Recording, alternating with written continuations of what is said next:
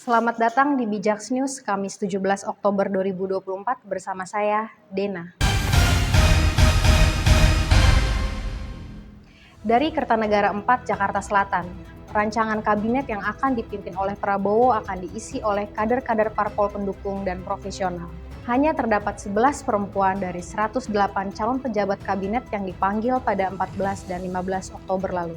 Dari berita ekonomi, Trade Connect Summit 2024 di Balai Pemuda Surabaya yang diselenggarakan PT Bank Pembangunan Daerah Jawa Timur Tbk yang berlangsung dari 14 dan 15 Oktober 2024. Acara ini bertujuan untuk mendukung pengembangan UMKM dan mendorong pertumbuhan ekonomi nasional.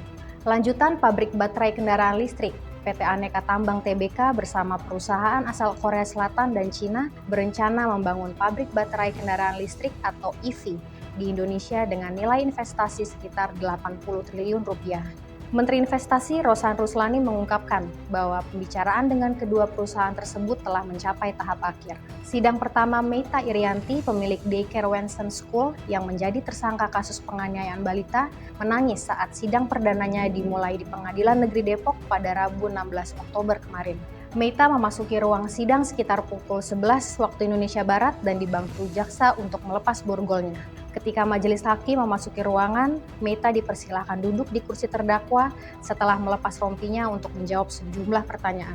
Dari MK, Mahkamah Konstitusi menolak gugatan uji materi Undang-Undang Nomor 7 Tahun 2017 tentang pemilu yang meminta agar semua pihak terlibat dalam politik uang pemilu dapat dipidana.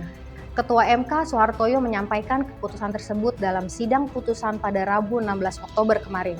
Gugatan ini diajukan oleh Raden Mahdum yang menantang pasal 523 Undang-Undang Pemilu yang hanya mencakup pelaksana, peserta, dan tim kampanye sebagai subjek pidana politik uang. Berita kriminal, seorang guru mencabuli muridnya. Seorang oknum guru berinisial K, 54 tahun, di Kecamatan Ibun, Kabupaten Bandung ditangkap karena melakukan pencabulan terhadap anak didiknya. Kasat Reskrim Polresta Bandung Kompol Oliesta mengungkapkan korban masih berusia di bawah umur berinisial ASA 14 tahun.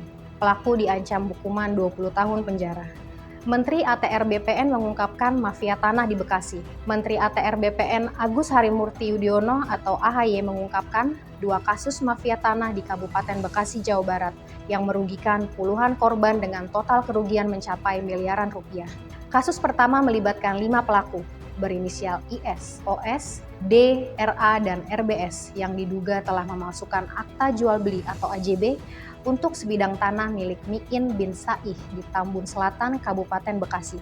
Sebagai penutup, Badan Pangan Nasional atau Bappenas mengungkapkan bahwa saat ini pasokan cabai nasional mengalami oversupply, terutama akibat panen raya serentak di Jawa Timur. Kepala Bappenas Arief Prasetyo Adi dalam siaran pers pada Selasa 15 Oktober lalu menyampaikan bahwa untuk menjaga stabilitas harga, pihaknya telah menyiapkan skema mobilisasi pangan ke daerah-daerah yang masih mengalami harga cabai tinggi. Sampai bertemu di informasi bijaks berikutnya.